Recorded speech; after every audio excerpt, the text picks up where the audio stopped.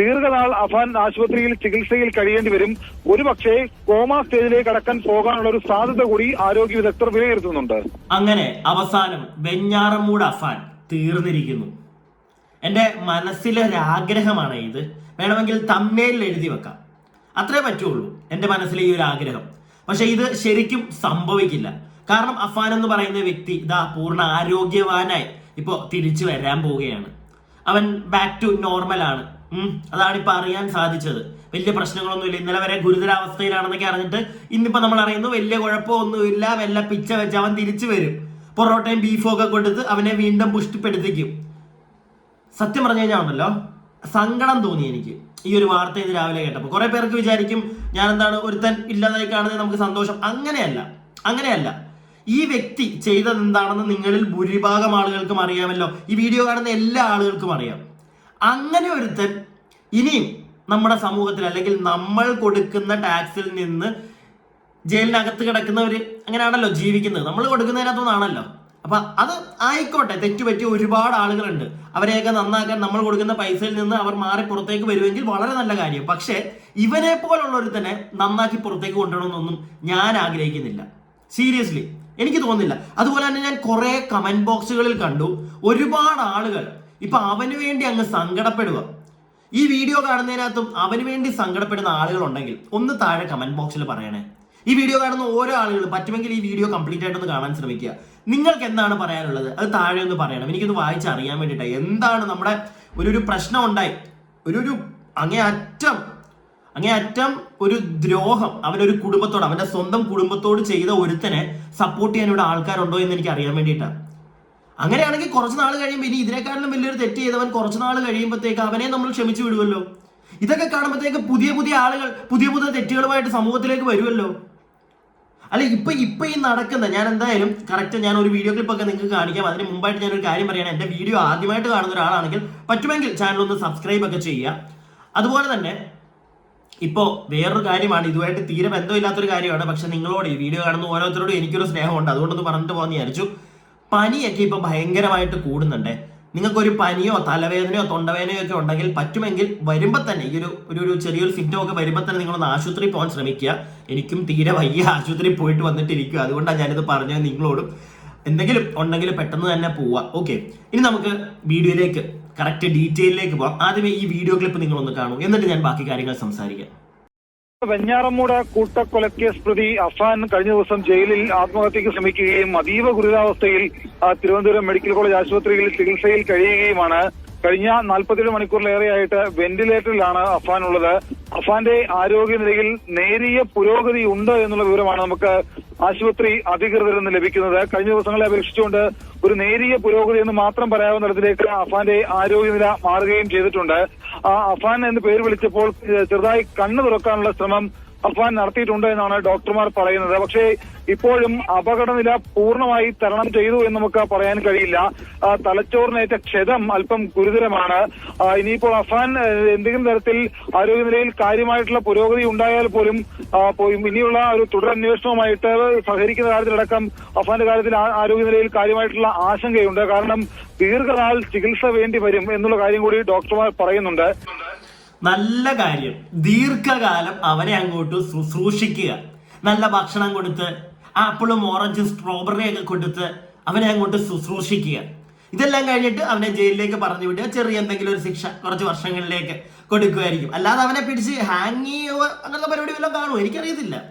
അങ്ങനെയൊക്കെ ചെയ്താൽ ഞാനൊരു കയ്യടി അടിക്കും ഉറപ്പായിട്ടും. അല്ലാതെ കാരണം അത്രയും വലിയ തെറ്റ് ചെയ്ത ഒരുത്തരാണ്. നിങ്ങളൊന്ന് ആലോചിച്ച് നോക്കണം. അത്രയും വലിയ തെറ്റ് ചെയ്ത ഒരുത്തൻ അവനെ ശുശ്രൂഷിക്കാൻ പോവുക. പിന്നെ നേരിയ ചെറിയ വ്യത്യാസമൊക്കെ അവന്റെ ആരോഗ്യത്തിലുള്ളൂ, അല്ലെങ്കിൽ മാറ്റം വന്നിട്ടുള്ളൂ എന്നൊക്കെയാണ് പറയുന്നത്. കണ്ണു തുറന്നു, അവനൊന്നും ഒന്നും പറ്റത്തില്ല. നിങ്ങൾ കണ്ടു, ഒന്നും പറ്റത്തില്ല ഇവനൊന്നും. നിങ്ങൾ കേട്ടിട്ടില്ലേ ഈ ക്രൂരന്മാരെ ദൈവം പന പോലെ വളർത്തും അങ്ങനെ കണ്ടൊരു സാധനം ഉണ്ടല്ലോ. ഏതാണ്ടൊക്കെ അതിനുള്ള എക്സാമ്പിളാണ് ഇവനൊക്കെ. സീരിയസ്ലി അതിനുള്ള എക്സാമ്പിൾ അല്ലേ? എനിക്കതൊന്നുമല്ല, നമ്മുടെ ഇവിടുത്തെ നിയമത്തിന്റെ ഒരു പോരായ്മയാണ് ഞാൻ ആലോചിക്കുന്നത്. ഇത്രയും വലിയൊരു ക്രൂര കൃത്യം ചെയ്ത ഒരുത്തൻ അവൻ ജയിലിനകത്ത് വെച്ച് തൂങ്ങി. അതിന്റെ പേരും പറഞ്ഞ് അവനെ ഇപ്പൊ ആശുപത്രി ഇട്ട് വെന്റിലേറ്ററിലിട്ട് അവനെ പൂർണ്ണ ആരോഗ്യവാനായി തിരിച്ചെടുക്കാൻ വേണ്ടി കഷ്ടപ്പെട്ടുകൊണ്ടിരിക്കുക. ഒന്ന് ആലോചിച്ച് നോക്കി നമ്മുടെ പാവപ്പെട്ട ഇവന്റെ കൂട്ട് നിൽക്കുന്ന പോലീസുകാരുടെ അവസ്ഥ ഒന്ന് ആലോചിച്ച്. ഏതെങ്കിലും ഒരു നിമിഷം അവരുടെ മനസ്സിലും തോന്നിക്കാണും ഈ പണ്ടാരക്കാരനൊക്കെ തീർന്ന്. സത്യമായിട്ടും അവരങ്ങനെ ചിന്തിച്ചു കാണും, ഏതെങ്കിലും ഒരു പോലീസുകാരനെങ്കിലും. കാരണം ഇത്രയും വലിയ പരിപാടിയൊക്കെ ചെയ്തവനൊക്കെ ആശുപത്രി കിടക്കുക, കുട്ടൻ കട്ടനൊക്കെ അടിച്ചോണ്ട്. ഒന്ന് ആലോചിച്ച്. സത്യം പറഞ്ഞാൽ ഇങ്ങനെയുള്ള ചില കാര്യങ്ങൾ കേൾക്കുമ്പോഴാണ് നമ്മുടെ നിയമത്തോട് സങ്കടം തോന്നുന്നു. ഇങ്ങനെയൊക്കെ നിയമമുള്ള ഒരു നാട്ടിലാണല്ലോ ജീവിക്കുന്നത്. ഒരുപാട് നല്ല നിയമങ്ങളും ഉണ്ട് കേട്ടോ, എല്ലാം ഒന്നും ഞാൻ മറ്റേ തെറ്റാണെന്നൊന്നും പറയുകയല്ല. ഒരുപാട് നല്ല നിയമങ്ങൾ നമ്മുടെ നാട്ടിലുണ്ട്. പക്ഷെ ഇതുപോലുള്ള ചില പോരായ്മകളുണ്ട് നമ്മുടെ നാട്ടിലെ നിയമത്തിന്. അതുകൊണ്ട് തന്നെയാണ് പിന്നെ ഇവിടുത്തെ മാധ്യമങ്ങളോടാണ് ഈ ഒരു വാർത്ത കൊണ്ടുവരുന്ന മാധ്യമങ്ങൾ, എനിക്ക് അവരോടും കൂടെ ഒന്ന് സംസാരിക്കണം തോന്നി. അതുകൊണ്ടാണ് ഞാൻ മെയിൻലി ഈ ഒരു വീഡിയോ ഇന്നും കൂടെ എടുത്തത്. ഇനി ഞാൻ ഈ ടോപ്പിക് എങ്ങനെ എടുക്കാൻ ചാൻസ് ഇല്ല. ഞാനിത് പറയാൻ വന്നത് വേറൊന്നുമല്ല, ഈ വാർത്ത നിങ്ങൾ ഇനിയും കൊടുക്കാതിരിക്കുക ഇവരെ പറ്റിയിട്ട്. കാരണം ഇവനെ പറ്റിയിട്ടുള്ള വാർത്ത അത് ഒരുപാട് ആളുകളെ ഇൻഫ്ലുവൻസ് ചെയ്യും ഇവിടെ തെറ്റ് ചെയ്യാനായിട്ട്. അങ്ങനെ ഞാൻ പറയുന്നത്.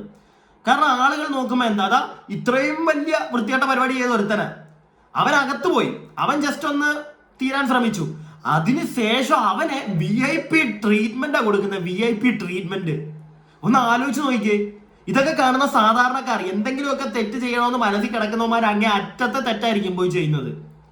സത്യം പറഞ്ഞാൽ അത് ഇവിടുത്തെ മാധ്യമങ്ങൾ നിങ്ങളോട് തന്നെയാണ്. നിങ്ങൾ ഇവിടുത്തെ ജനങ്ങൾക്ക് ചെയ്യുന്ന ഒരു മഹാപാപമാണ് ജനങ്ങളോട് ചെയ്യുന്നത്.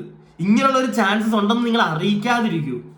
നിയമത്തിലെ പോരായ്മകളുണ്ട്, അത് നമ്മൾ ഡെയിലി വന്നിരുന്ന് പറഞ്ഞ് അത് എന്തിനാണ് അറിയിക്കുന്നത്? അറിയിക്കാതിരിക്കും. ഇവൻ എന്താ സംഭവിക്കുന്നത്? ഇവൻ ആരോഗ്യനില ഇവനെ നന്നായിട്ട് കെയർ ചെയ്യാൻ പോകുന്നു, എന്നാലേ ഇവൻ പിന്നെയും കുറച്ച് കഴിയും കെയർ ചെയ്യും. കെയർ ചെയ്യത്തില്ല എന്നൊന്നും നിങ്ങൾ വിചാരിക്കേണ്ട. കെയർ ചെയ്യും, നല്ലോണം കെയർ ചെയ്യും, ഇവനെ നല്ലോണം കെയർ ചെയ്യും. എന്തായാലും കുറച്ചും കൂടെ ഉണ്ടെന്ന് കേട്ടെ. നിലവിൽ ആരോഗ്യനിലയിൽ നേരിയ പുരോഗതി മാത്രമാണുള്ളത്. പേര് വിളിക്കാൻ ശ്രമിച്ചപ്പോൾ കണ്ണു തുറന്നു എന്നുള്ള വിവരം മാത്രമാണ് ആശുപത്രി അധികൃതർ പറയുന്നത്. അതല്ലാതെ ഒരു ലൈഫ് ത്രെട്ടനിങ് പൂർണ്ണമായിട്ട് ഒഴിഞ്ഞു എന്നുള്ള കാര്യം ഡോക്ടർമാർ പറയുന്നില്ല. പക്ഷേ ഇനിയിപ്പോൾ അങ്ങനെ മാറി ആരോഗ്യനിലയിൽ പുരോഗതി ഉണ്ടായാൽ പോലും ദീർഘനാൾ അഫാൻ ആശുപത്രിയിൽ ചികിത്സയിൽ കഴിയേണ്ടി വരും. ഒരുപക്ഷെ കോമ സ്റ്റേജിലേക്ക് കടക്കാൻ പോകാനുള്ള ഒരു സാധ്യത കൂടി ആരോഗ്യ വിദഗ്ധർ വിലയിരുത്തുന്നുണ്ട്. ദീർഘനാള് ചികിത്സയിൽ ഒന്ന് ആലോചിച്ച് നോക്കിയേ നിങ്ങൾ. ഈ അടുത്ത് നമ്മൾ കണ്ടതിനകത്ത് ഏറ്റവും വലിയ ക്രൂരകൃത്യം ചെയ്ത ഒരുത്തന് അവനെയാണോ ഇങ്ങനിട്ട് നമ്മുടെ കാശിൽ നോക്കിക്കൊണ്ടിരിക്കുന്നത്? ഒന്ന് ആലോചിച്ച് നോക്കിക്കേ. തെറ്റ് ചെയ്യുന്നവർക്ക് ഇതൊക്കെ ഒരു പ്രചോദനമല്ലേ സത്യം പറഞ്ഞാൽ കാണിച്ചു കൊടുക്കുന്നത്? അല്ലേ? നീയൊക്കെ ചെയ്തോ? നീയൊക്കെ അകത്ത് പോയിട്ട് ഇങ്ങനെ എന്തെങ്കിലും ഒരു ചെറിയ പരിപാടി കാണിച്ചാൽ പിന്നെയും കുറെ നാൾ നിന്നെയൊക്കെ ശുശ്രൂഷിച്ച് സ്ട്രോബെറിയും പച്ചമാങ്ങയൊക്കെ തന്ന് ഓറഞ്ച് ജ്യൂസ് അടിച്ച് തന്ന് നിന്നെയൊക്കെ നോക്കിക്കോളാം ഞങ്ങളുടെ ഇവിടുത്തെ നല്ലവരായ പോലീസുകാർ നോക്കിക്കോളും. കാരണം അവര് നോക്കിയില്ലെങ്കിൽ അവർക്ക് മുട്ട പണി കിട്ടും. നമ്മുടെ നിയമം അത് പറയുന്നുണ്ടെന്നേ. ഒരു ലിറ്ററലി സത്യം പറഞ്ഞ സങ്കടമുണ്ട് അതേപോലെ ഇങ്ങനത്തെ വാർത്തകൾ കേൾക്കുമ്പോൾ. ഇവൻ ചെയ്ത കൃത്യം ആലോചിക്കുമ്പോൾ നമുക്ക് കൂടുതൽ സങ്കടം വരും. പക്ഷെ ഇവരെയൊക്കെ നമ്മുടെ നാട് പ്രൊട്ടക്ട് ചെയ്യുന്ന കാണുമ്പോഴത്തേക്ക് സങ്കടവും ഒരേ സമയം ചിരിയും വരുന്നു. ഇതൊക്കെ എന്നിട്ട് നമ്മളിലേക്ക് എത്തിക്കുന്ന മാധ്യമങ്ങൾ, അവരുടെ ആ ഒരു മാധ്യമ ധർമ്മം കാണുമ്പോഴത്തേക്ക് എനിക്ക് പിന്നെയും ചിരി വരികയാണ്. ഇതാണേ ഇവിടെ നടക്കുന്നത്. നിങ്ങൾ അറിയൂ. നിങ്ങൾ നാളെ ഇത് ചെയ്താലും കുറച്ച് ദിവസം അകത്ത് പോയി കിടക്കുക, എന്നിട്ട് ചെറിയ എന്തെങ്കിലും ഒരു പരിപാടി ചെയ്താൽ മതി. അതിനകത്തുനിന്ന് എസ്കേപ്പ് ആയി കഴിഞ്ഞാൽ നല്ല രീതിയിൽ ഫുഡ് പഠിപ്പിച്ച് ചിക്കനും തന്ന് മട്ടനും തന്ന് നിന്നെയൊക്കെ പുഷ്ടിപ്പിച്ച് കുറച്ചു കാലം അകത്ത് കിടക്കും. പിന്നെ അകത്ത് കിടക്കാമെന്ന് ഇരിക്കത്തില്ല. 10-14 വർഷം ചിലപ്പോൾ അകത്ത് കിടക്കും. അത് കഴിഞ്ഞ് പുട്ടുപോലെ ഇറങ്ങി വരും. ഒരു പണി എടുക്കാതെ സുന്ദരമായിട്ട് അവിടെ ചെറിയ എന്തെങ്കിലും കിളയും കുളയൊക്കെ കടത്തി അതിനകത്ത് ഇരിക്കാം. അത് കഴിഞ്ഞ് ഇറങ്ങി വരാം സുഖം. എന്തെങ്കിലും ഒരു വെള്ളപ്പൊക്കം വന്നാലോ കോവിഡ് വന്നാലോ പുറത്ത് നിൽക്കുന്ന നമ്മളെക്കാട്ടിലും സേഫ്റ്റിയാണ് അകത്ത് കിടക്കുന്നവർക്ക്. ഒന്ന് ആലോചിച്ചേ നിങ്ങൾ. അല്ലേ? ഞാൻ എൻ്റെ അഭിപ്രായമാണ് ഈ പറഞ്ഞത്. നിങ്ങളുടെ അഭിപ്രായങ്ങൾ താഴെ കമന്റ് ബോക്സിൽ പറയുക. വീഡിയോ ഇഷ്ടപ്പെട്ടാൽ ലൈക്ക് ചെയ്യുക. സബ്സ്ക്രൈബ് ചെയ്യാതെ കാണുന്ന ഒരുപാട് ആളുകളുണ്ട്. പറ്റുമെങ്കിൽ ഒന്ന് സബ്സ്ക്രൈബ് ഒക്കെ ചെയ്യുക. അടുത്ത വീഡിയോയ്ക്കായി stay tuned and stay weird.